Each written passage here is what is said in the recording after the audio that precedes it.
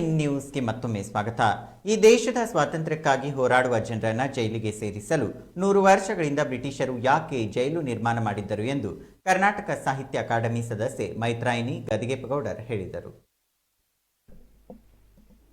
ಬೆಳಗಾವಿಯ ಸರ್ಕಾರಿ ಪ್ರಥಮ ದರ್ಜೆ ಮಹಿಳಾ ಮಹಾವಿದ್ಯಾಲಯದ ಸಭಾಭವನದಲ್ಲಿ ಕರ್ನಾಟಕ ಸಾಹಿತ್ಯ ಅಕಾಡೆಮಿ, ಬೆಳಗಾವಿಯ ಚಕೋರ ಸಾಹಿತ್ಯ ವಿಚಾರ ವೇದಿಕೆ, ಸರ್ಕಾರಿ ಪ್ರಥಮ ದರ್ಜೆ ಮಹಿಳಾ ಮಹಾವಿದ್ಯಾಲಯ ಹಾಗೂ ಕಾಲೇಜು ಐಕ್ಯೂಎಸಿ ಘಟಕ ಮತ್ತು ಕನ್ನಡ ವಿಭಾಗದ ಸಂಯುಕ್ತಾಶ್ರಯದಲ್ಲಿ ಗುರುವಾರ ಸ್ವಾತಂತ್ರ್ಯೋತ್ಸವ ಸಂಭ್ರಮದ ಪ್ರಯುಕ್ತ ನಡೆದ ವಿಶೇಷ ಉಪನ್ಯಾಸ ಕಾರ್ಯಕ್ರಮದಲ್ಲಿ ಮಾತನಾಡಿದ ಮೈತ್ರಾಯಿನಿ ಗದಿಗೆಪ್ಪಗೌಡರ್, ಬ್ರಿಟಿಷರ ದೃಷ್ಟಿಯಲ್ಲಿ ದೇಶದ ಸ್ವಾತಂತ್ರ್ಯಕ್ಕಾಗಿ ಹೋರಾಡುವುದು ಎಂದರೆ ದೇಶ ವಿರೋಧಿ ಕೆಲಸ.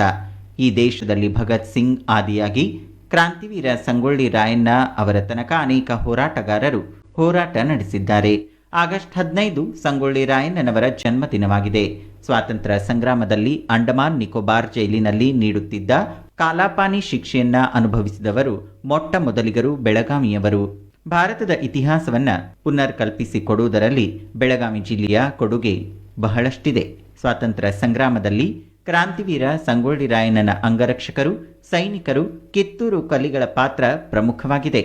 ಮನೆ ಮನೆಗಳಲ್ಲಿ ಒಬ್ಬರು ಚೆನ್ನಮ್ಮಳಾಗಿ ಹೋರಾಡಿದ ನೆಲ ಇದಾಗಿದೆ ಎಂದರು.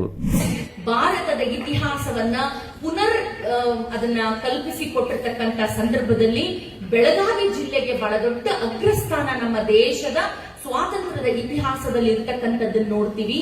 ಬೆಳಗಾವಿ ಈ ಭಾಗದ ಚೆನ್ನಮ್ಮನ ಅಂಗರಕ್ಷಕರಾಗಿರ್ಬೋದು, ಮತ್ತೆ ಚೆನ್ನಮ್ಮನ ಸೇನಾಧಿಪತಿಗಳಾಗಿರ್ಬೋದು, ಕಿತ್ತೂರು ಕಲಿಗಳಿಗಾಗ ಸರ್ದಾರ್ ಗುರುಸಿದ್ದಪ್ಪ ಇರ್ಬೋದು, ಒಡ್ರೆ ಯಲ್ಲಪ್ಪನವ್ರು ಇರ್ಬೋದು, ನಂತರ ಸಂಗೊಳ್ಳಿ ರಾಯಣ್ಣನಂತವ್ರು ಇರ್ಬೋದು, ಅಮ್ಟೂರ್ ಬಾಳಪ್ಪನಂತವ್ರು ಇರ್ಬೋದು, ಬಹಳಷ್ಟು ಜನ ಇವರೆಲ್ಲ ಅಂದ್ರೆ ನಾನು ಇರ್ತಕ್ಕಂಥ ಪ್ರಮುಖರ ಹೆಸರನ್ನು ಹೇಳ್ತಾ ಇದ್ದೇನೆ.